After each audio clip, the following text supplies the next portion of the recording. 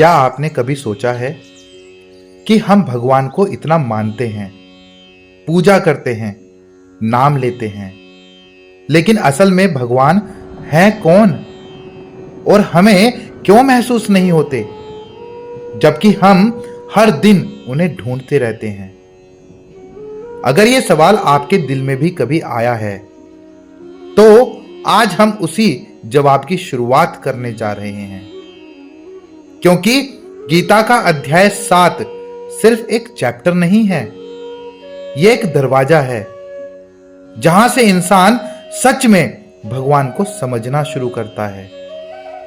अब तक हम योग, आत्मनियंत्रण, मन की शांति सब सीख चुके हैं, लेकिन इस अध्याय में भगवान श्री कृष्ण पहली बार अपनी पहचान खुद बताते हैं कि मैं कौन हूं, मेरी शक्ति क्या है, मेरा संसार से क्या संबंध है और इंसान मुझे क्यों नहीं पहचान पाता।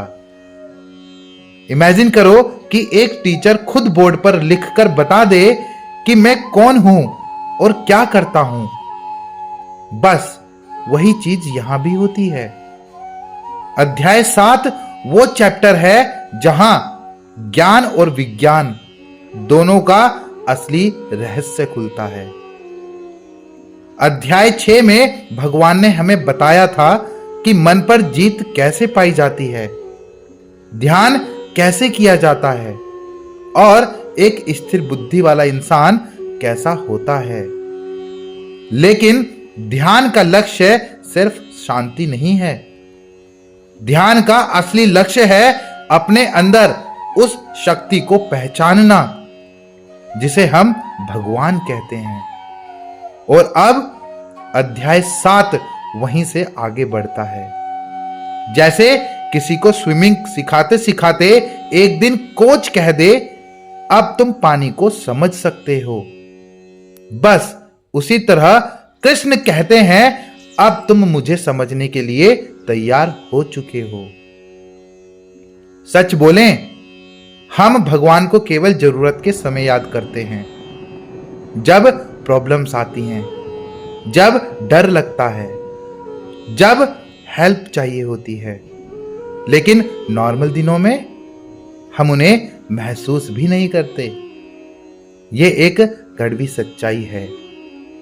हम मंदिर जाते हैं, लेकिन मन में डाउट्स रहते हैं कि भगवान सुनते हैं या नहीं, मेरी पूजा सही है या नहीं, मेरी जिंदगी ऐसे क्यों चल रही है, मुझे अंदर से शांति क्यों नहीं मिलती। और सबसे बड़ा सवाल, अगर भगवान हैं तो वो नजर क्यों नहीं आते। अध्याय 7 इन सभी सवालों को सीधे हिट करता है, क्योंकि कृष्णा यहां कहते हैं, मैं तुम्हारे आसपास हर जगह हूं, बस तुम्हारी नजर सीखनी बाकी है। ये वो पाठ है जहां ज्ञान सिर्फ किताब का नहीं रहता, जीवन का हिस्सा बनना शुरू होता है। अब यहां के आपके वीडियो का सबसे गहरा हिस्सा शुरू होता है कि भगवान कौन है। कृष्णा खुद बताते हैं, वो कहते हैं कि मैं सिर्फ मूर्ति नहीं, सिर्फ नाम नहीं, मैं वो एनर्जी हूं जो पूरी दुनिया को चलाती है।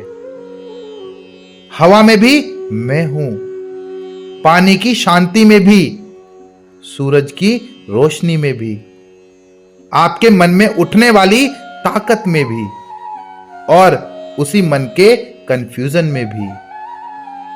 कृष्णा बताते हैं कि संसार के 8 प्राकृतिक रूप, पृथ्वी, जल, अग्नि, वायु, आकाश, मन, बुद्धि और अहंकार, सभी उनका ही विस्तार हैं।